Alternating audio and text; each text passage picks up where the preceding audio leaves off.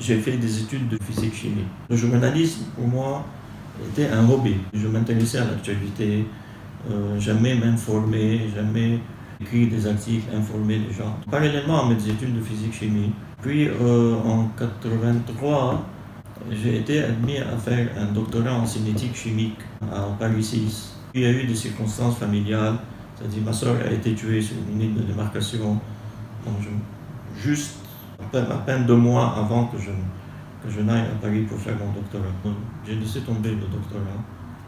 Et du coup, j'ai eu l'occasion de travailler au journal.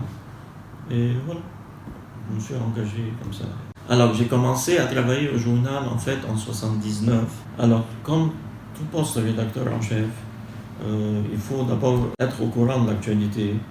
Et en fonction donc de ce travail-là disons, de documentation, de recherche, je donne des directives, ce qui doit être fait, les sujets qui doivent être abordés, comment ils doivent être abordés. On distribue le travail, je dis telle personne doit aller. Par exemple, aujourd'hui, il y a un rassemblement au château de Beaufort, au Liban Sud, pas loin de la frontière israélienne. J'ai demandé à quelqu'un de l'équipe locale d'aller au château de Beaufort. On assure la coordination, disons, avec le web. Donc, pour résumer, il s'agit en début de journée de s'informer de ce qui se passe au Liban, dans la région, en lisant la presse, en écoutant les bulletins d'information, en faisant de la lecture. Ça prend presque 2 heures. Et à partir de ça, voilà, initier des sujets qui doivent être traités en fonction des corrélations qu'on peut faire entre une actualité ponctuelle, chaude, et ce qui se passe un peu dans la région, en prenant un peu de hauteur. La chaîne de production se fait comme ça. Donc le journaliste, il écrit son texte. Ce texte-là est envoyé au secrétaire de rédaction, ce qu'on appelle l'éditeur, qui relit, qui s'assure que c'est cohérent, que c'est bien structuré, qu'il n'y a pas d'erreur, tout ça. Puis ça vient chez nous. Une fois que le rédacteur en chef a donné son OK, il y a des correcteurs qui s'assurent alors de tout le volet orthographe et grammatical. Puis ça va à l'atelier de composition qui font la maquette, les valeurs du pluralisme, des droits de l'homme, le respect des libertés publiques, le respect des libertés individuelles. Et nous sommes engagés pour la défense d'une certaine vision du Liban, une vision concernant le rôle et la place du Liban dans la région. Notre position est de défendre ce qu'on appelle la neutralité positive du Liban à l'égard de ces conflits, de cette politique des axes. Notre engagement dans ce sens-là, pour la défense de la neutralité du Liban, la défense d'une certaine vision du Liban qui préserve ses spécificités pluralistes et culturelles et communautaires. Il ne faut pas oublier que le tissu social libanais est formé de 19 communautés. Notre position, c'est qu'il faut préserver ce pluralisme, que ce pluralisme est une source de richesse et d'enrichissement pour les Libanais et ne devrait pas être une source de conflit. Et ça nous amène à notre deuxième engagement, qui est la défense des libertés publiques, des libertés individuelles, la liberté de croyance, la liberté de culte. Donc tout ça, c'est lié. Alors, notre engagement se situe à ce niveau. Ça ne signifie pas que nous avons un engagement partisan. Nous sommes engagés pour la défense de ces valeurs et de ces principes, mais nous ne sommes pas engagés pour la défense d'un parti X ou d'une personnalité X. Dans tous les éditoriaux, c'est clair, on ne défend jamais un parti ou une personnalité.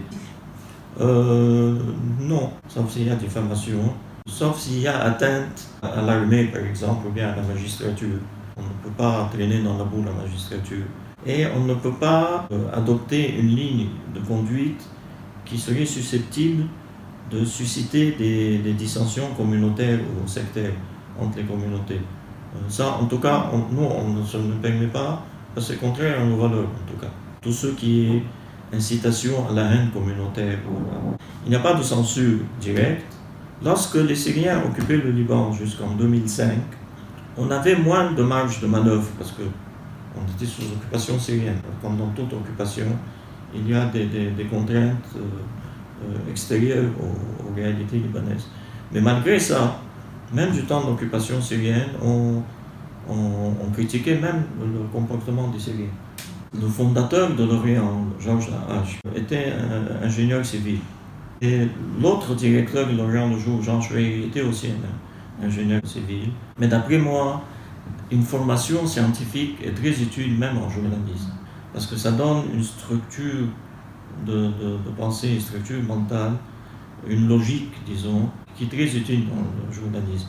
Ça permet de mieux structurer les textes et d'avoir un raisonnement didactique, un raisonnement logique qui est très utile même pour les lecteurs.